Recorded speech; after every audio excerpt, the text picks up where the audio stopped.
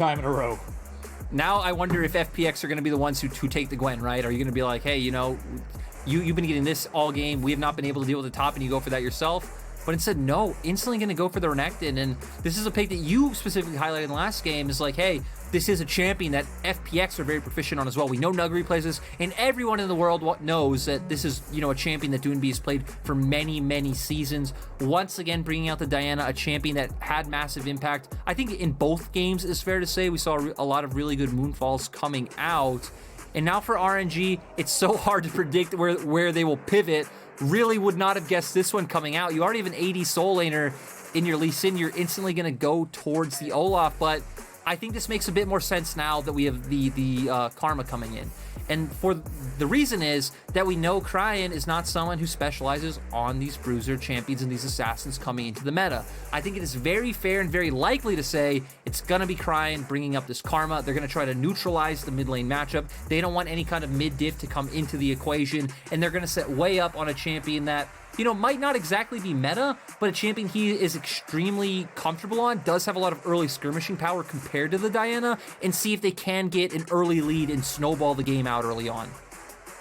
Yeah, and I'm really happy to see this adaptation coming in from RNG. Yes, the Xin Zhao is banned. You can't pick that one up, unfortunately, for yourself. But the Olaf does very, very similar things. Good early game, good, you know, kind of gank potential to be able to combo in with something like the Karma in the mid lane. And the Karma, as we've seen from Cryin in the Rogue Warriors series, is something that Cryin feels very, very comfortable on. And it also, when you're going up against the likes of a Renekton and a Diana, can do a lot to mitigate that burst in those like early to mid-game skirmishes. It also makes me wonder where Doinb will go with the mid matchup. Like, you can take the Renekton, the Karma will try to, you know, whittle you down, and you'll get to a point where you can pretty much ignore it, right? Slice and dice in, Q the wave. You're going to pick up a Gore Drinker and an Iron Spike Whip and just be able to deal with it.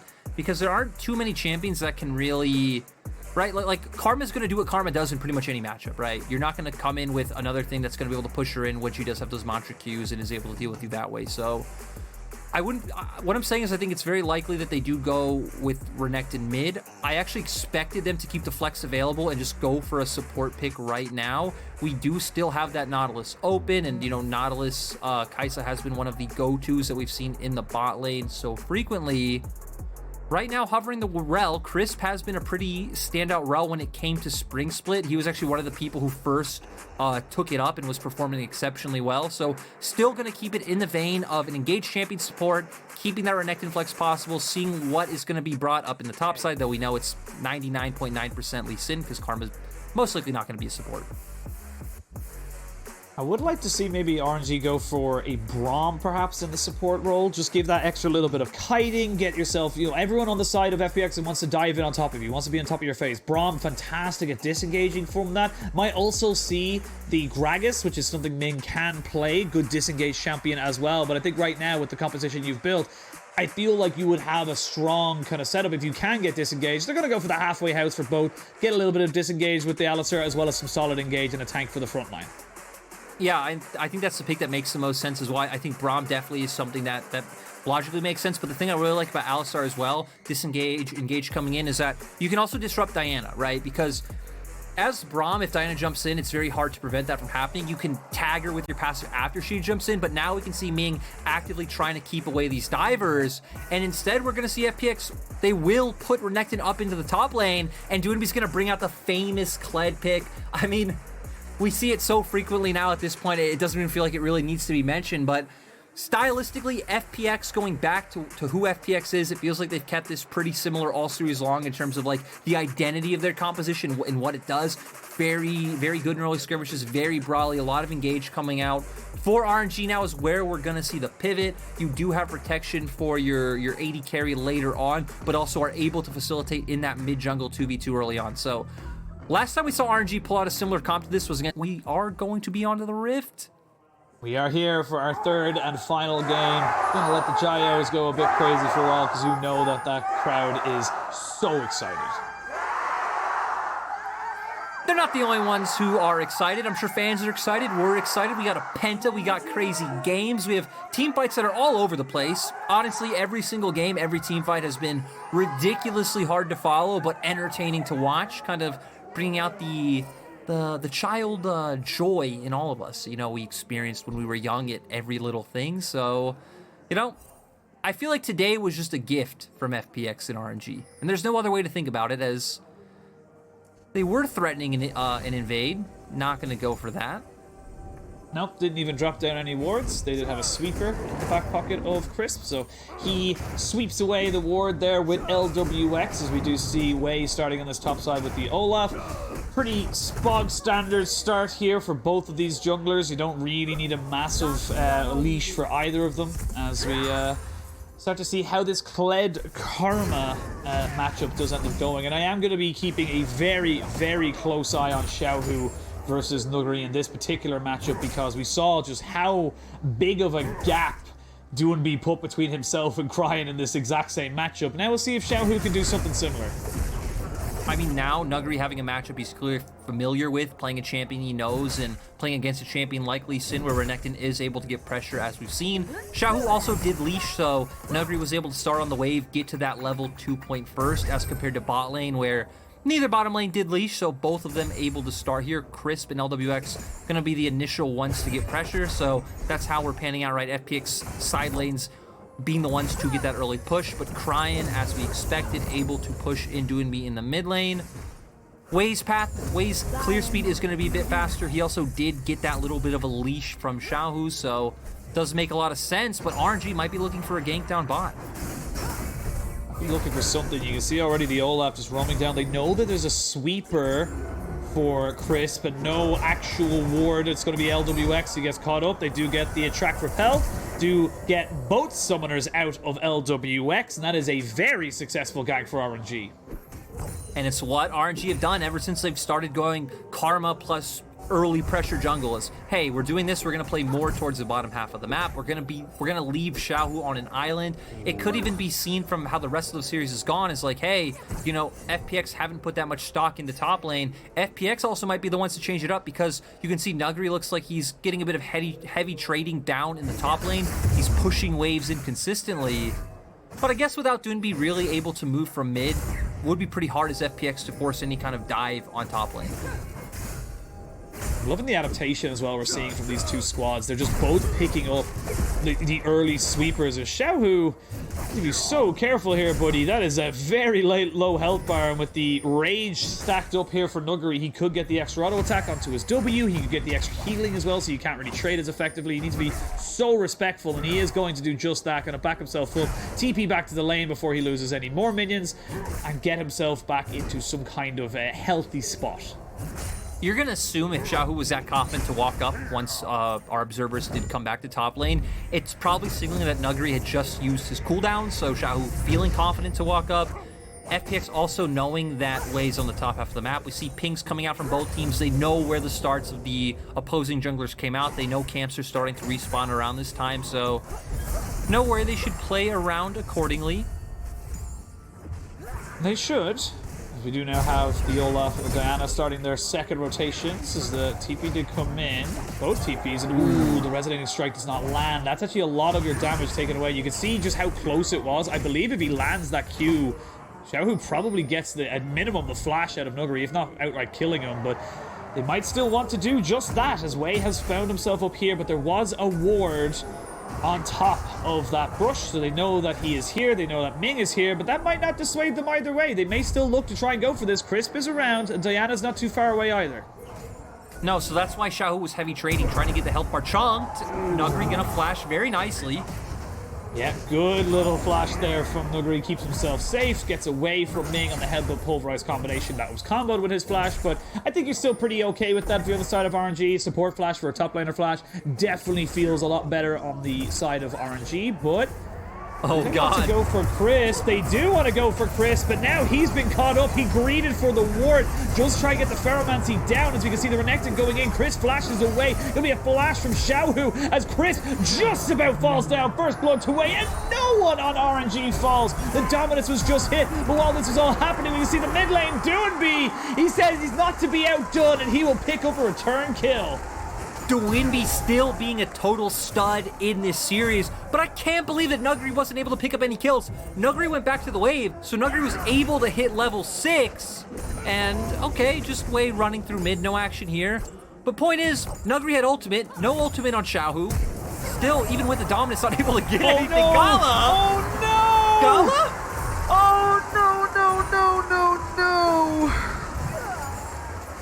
That was an unfortunate timing of backs, and when we'll see in the replay of exactly what happened here for Cryin, is he just walked straight into Doinb, and Doinb's just always going to have this fight. I mean, that's the thing, right, is Doinb was able to tell, hey, he's probably going to want to start roaming up towards the top side and try to alleviate whatever's happening up there.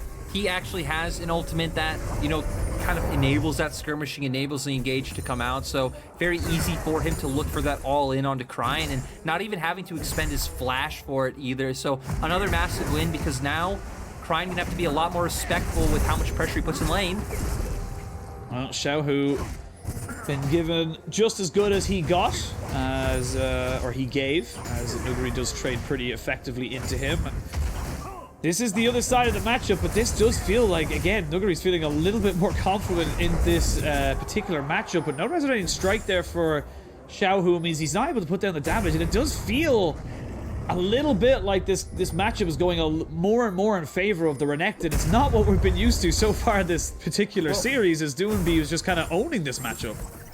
I feel like a big thing is, right, that we saw Nuguri able to get the Spike Whip to where for Xiaohu, he was doing those trades with just a Doran's Shield and a Doran's Blade. I think he was aggressively looking for those trades because he knew Dominus was still on cooldown to where he did have his Dragon's Rage up, or if something broke out, but yeah, still not going to mean that much. Nuguri having more stats in that moment, able to win out. Nuguri going to utilize that pressure, get a ton of vision down towards the top half of the map. With the fact that Crisp is going for the reset, I wouldn't be surprised if they try to use this pressure into some kind of play top side.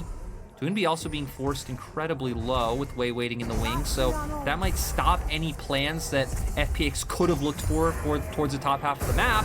And I love that Tien also going to be behind Wei. Wei might not even check. He actually might just make his way towards Herald or top first. Well, Wei walking in now to his own jungle, and yep, doesn't feel like there's anything untoward. Tien is on his Gromp, but while this has all been happening, the Dominus and the Dragon's Rage kick have just both been traded. Here's the flash forward, though, and Tien was hiding all along. Now Xiaohu in the wrong place, the wrong time. FPX winning in all lanes right now, Gala? and really pushing forward. Gala, oh man, he is not having a fun time in this bot side. And FPX are just completely smacking them this time around. First time in the series that they've been able to get an early lead. I just love what happened topside. I'm sure Wei and Xiaohu are so confused, like, where did this guy come from? They're invading their enemy blue when his mid laner had no pressure, but Nuguri did in that situation, able to turn around and bamboozle them a little bit. They are going to turn onto the Rift Herald in this moment. They have such a massive tempo lead. RNG aren't even going to be able to contest. It's going to start making their way down to the spot side. And that's the thing, right? They are winning on the side of the map they're dedicating resources into, which is top, and then they're also winning where they're putting nothing into. We saw Doinb find the solo kill in mid. Sure, he's getting pushed in, but that's just a byproduct of the matchup. He's winning in CS despite that fact. And then in bottom lane, I mean, Gala the first time did that to himself. This time around, I wonder if Chris was going to crash down into stun. Does get it, and just really nice killer instinct coming out from Lwx, cutting off his retreat path. Nowhere for him to go. And yeah, I mean, as RNG, now you're losing absolutely everywhere on the map. This is where it starts to get to really scary, terrifying territory, because your Renekton is nearly 2,000 gold ahead of Xiaohu. Xiaohu, your carry. Yeah, it's just top plates, top CS, top kills. Like, Nuguri has been playing, he's been beaten down, beaten up, everything kind of going wrong for him. And speaking of going wrong for him, Cryin might be in a little bit of trouble. There is going to be a flash away from him as Doinb flashes forward, and he will get the unmount. They will also get the attract repel. Doinb will fall, but it's Ming who picks up the kill. Not ideal. They have the Magnet Storm, though, to come down on top of everybody. The ultimate there from Wei keeps him just about a little bit in the alive, but while this has all been happening, Nuguri again pushing in Xiaohu, making sure that this Lee Sin can never get to the point, because now he's got a gore drinker versus armor boots. That's it. Armor boots and a couple of swords. Yup, plated steel caps not able to do the job today, Penguin, but I just love at this point that Doinb doesn't even look like he has the respect for Cryin. Just like, I don't even care if I go down. I'm going to kill you every single time. I'm going to show that I'm the better mid laner in this match. And I mean, now we're getting to the point, right, when we talk about win conditions and macro and these kinds of things. I mean, when FPX went everywhere in the map, right, they can kind of do as they please. They take Dragon, they're able to push in top. Nuguri really has no fear of any ganks coming out, has both Slice and Dice Flash, has Dominus available, he's able to get away. They were able to get Rift Herald. They can get vision onto either side of the jungle, especially now that Doinb is also ahead in his matchup. He's picked up his Gore Drinker. FPX have a plethora of options with how they can deal with the map. I think still you want to be able to break down this top lane turret relatively soon with how low it is, right? Sitting on only 2 plates currently. And we gotta address the elephant in the room that has been Cryin, and he is just not having a day today. He's not a bad mid laner by any stretch of the margin, but he is being looked. He's looking amateurish in this particular matchup against Doinb, and we can even see Xiaohu just trying to kind of losing his momentum that he gained in the first 2 games against FPX. But Doinb is a little bit far forward, has got himself the buckshot to get himself away, but Rift Herald does get the charge off, and now Crisp should have the crash down to keep him safe. And they do get everybody out, get the plates away, and no one goes down. But now Tien, he's not resting, he's not stopping. The TP came in here. There's still no Gore Drinker here for Xiaohu. Resonating Strike has not been hit. There's the flash forward. They're going to use the Dragon Strike to try and kill him off. And he's going to go down. Tien, as easy as you like. Doesn't need a wave. Doesn't matter if you try and get away with your flash. Xiaohu, you're dead. And now, speaking of more people who might be dead, we are going to see Doinb going to use the charge defensively because he realized he stepped a little bit too far forward onto Cryin. Yeah, numerous members here for the side of RNG, so not able to go forward. And I just want to hit back on Cryin real quick, right? Because we saw last year Cryin having some standout moments. Great Rumble player, was pretty good on some control mages too, like the Cassiopeia, the Azir, where things that stood out. Came into this year, I think had like a decent year, right? Wasn't like a top 4 mid laner, but was definitely not a bottom feeder either. At MSI, he had a few standout games. I think he had a really good Silas performance, if I recall off the top of my mind, where he just consistently invaded the enemy jungle off some solo kills, but definitely feels like the meta's gotten away from him a little bit. He's still specifically a member who's trying to find champions that are comfortable for him, that can work well in combo with this more like aggressive skirmishing style that we're seeing of a lot of champions coming in right now. Oh, Doinb just playing with his food right now. Has a ward, knows exactly where Wei is. Wei should see Tien though, and should know that the jig is up. But Ming is here, just making sure that everything they do is set up. And now Wei, now he knows he has been caught up on the ward. We'll want to take that as his little prize before he goes back. But 800 gold from turret plates for Nuguri in this top side. 6k gold lead, Penguin. Ooh. 6k at 14 minutes.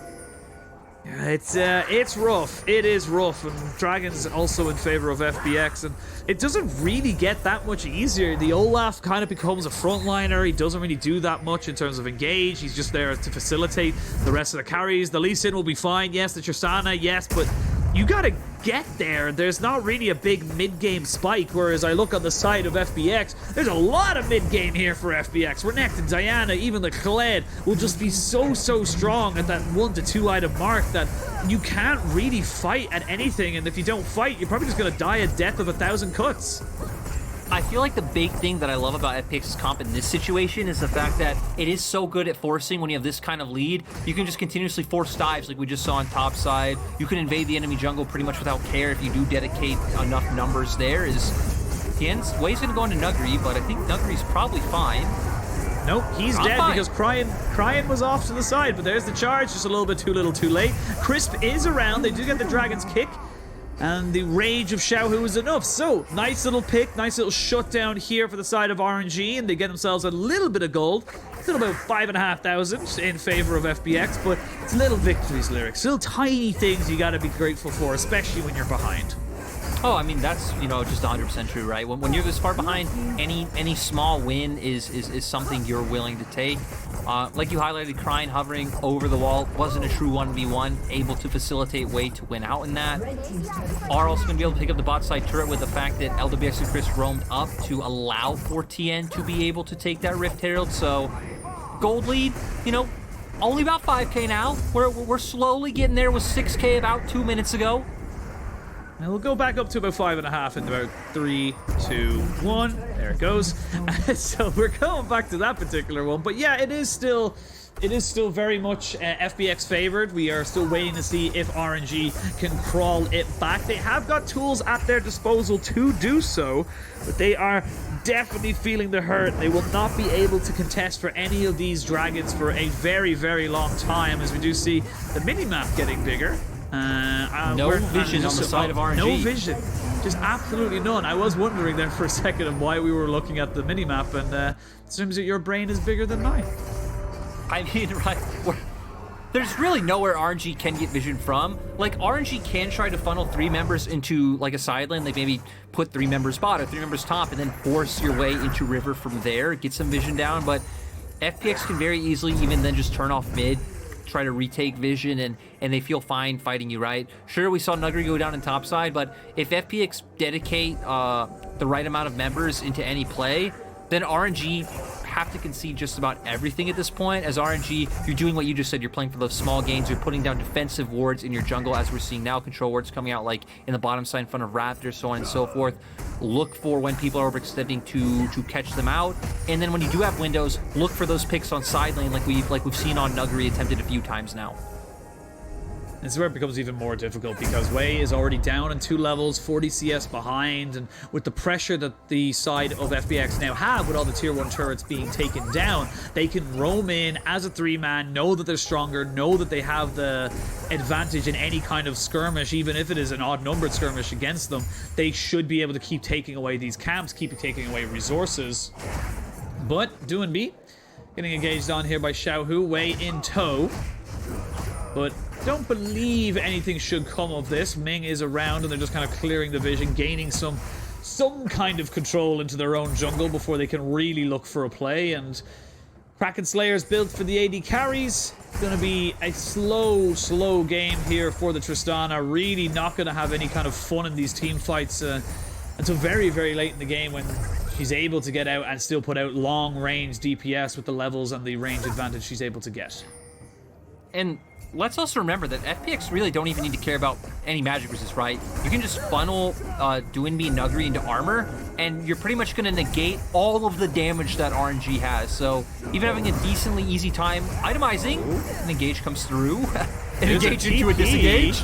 TP right here into the charge, and that's going to be the go sign here for FPX, and TP going to be answered by Xiaohu. This is all over a red buff, and as I say that, we can see Xiaohu looking for a kick, doesn't quite find it, gets taken down almost immediately. They go in with the killer instinct, and it's a fight that's going to be FPX picking up 3, looking for more, pushing onto this back end. Diana picking up the final 2. It's an ace for 1. All they lose is support. And there's not a hope and a prayer for RNG right now. FPX seem to have found another gear, and they are just taking it to RNG. I mean, Penguin, this one was just numbers diff, right? They have more stats coming out with their items. They can take any fight that they please. Pretty much everyone's sitting about a full item up over their counterpart. They're so far ahead, they can even just dive that turret, and then Xiaohu finds his way onto Tien, tries to go for the kick, but really nice stopwatch coming out from him. On the opposite side, though, you have all of the bruisers of FPX putting out a ton of AoE damage onto the other core members of RNG. Cryin instantly going down. You see Ming quickly following up. Now they have an easy time just diving onto both Wei and Gala, and it's just math, Penguin. But at the same time, right, when we're looking at RNG's options, when your 6k go down at 14 minutes, woo! That is, It probably is going to end up equaling 9k down at 20 minutes, so doesn't really change the hole you're in. It's still the same hole, it's just a deeper hole. As FPX just smacking RNG with their wallets right now, as Doinb is just untouchable in my opinion on this Kled. Really just great to see him kind of take this pick out again and again and show us that it doesn't matter if it's meta, it doesn't matter if, you know, it's considered a pocket pick, it still works, and it does a lot of what they, in terms of what the meta champions are doing. You look at Lee Sins, the Xin Zhaos, the Renektons, they all build Sterix, they all build Gore Drinker, and 21 minutes on the clock, no wards whatsoever, a TP going to be committed. This is a Baron for the side of FPX. There's nothing RNG can do. And it's a win-win either way, right? They're gonna posture for if RNG come for the turn. We can see Chris do that now. Heck, Doinb already fighting, or they get a free Baron if RNG don't commit to a fight.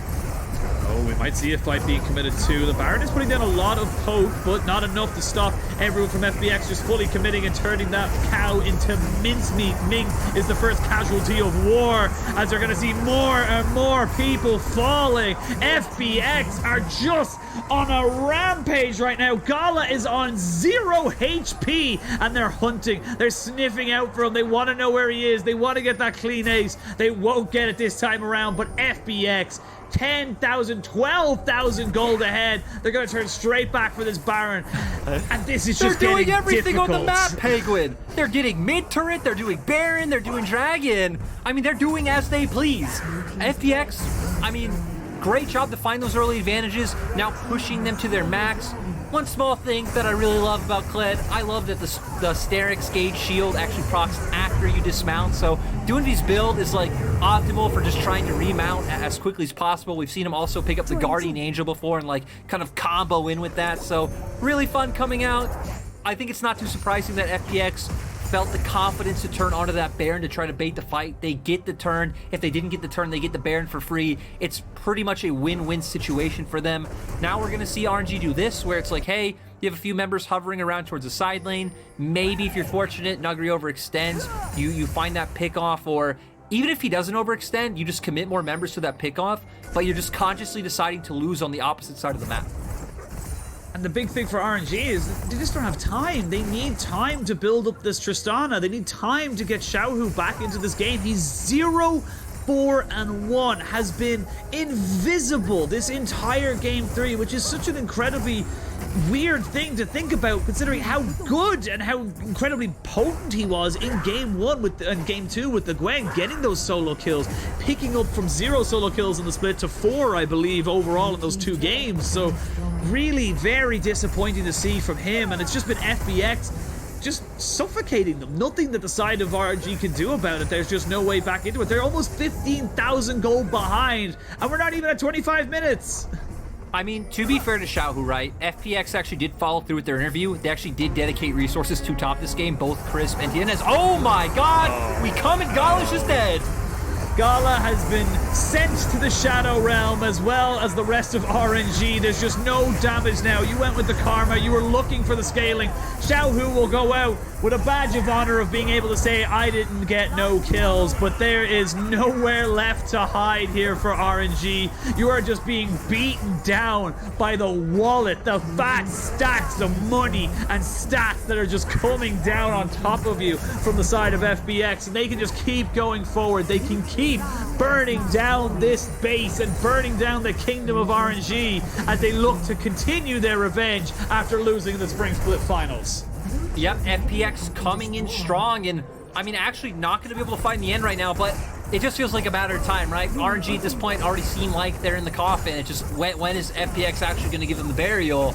But we look across the board, and I mean, there's just no way, no like easy way to say it for RNG. I do feel like when we look at, ooh, actually do get the replay out. This actually pivots from my point really well, that I feel like the biggest kind of underperformer this game was Gala, right? We saw early on Gala trying to go for that 1v1, instantly dies once again in a 2v2 kill coming out from that. And even now, it's really hard to like fault RNG for any mistakes at this point in the game. Still, FPX find a way on top of him. So this time around, RNG's bot lane kind of giving over advantages to FPX, to where it's like, hey, at least if your top side didn't work out early on with those 3v3s, right? RNG could have always tried to pivot around playing to their bot lane, but with the fact that both sides lost and bot lane lost by itself is, I think, what made this game so hard for RNG. Well, the charge has come in, and Doinb is a one-man army as they all look to try and maybe end this game. There is still Nexus turrets. The final inhibitor does fall, and now FPX will give RNG their final burial as they look to try and end this game, take the series 2-1. And that being said, though, no one's really falling right now, and it's actually Diana, and it's actually a zombie movie. It's going to come back from the dead. RNG able to take down one.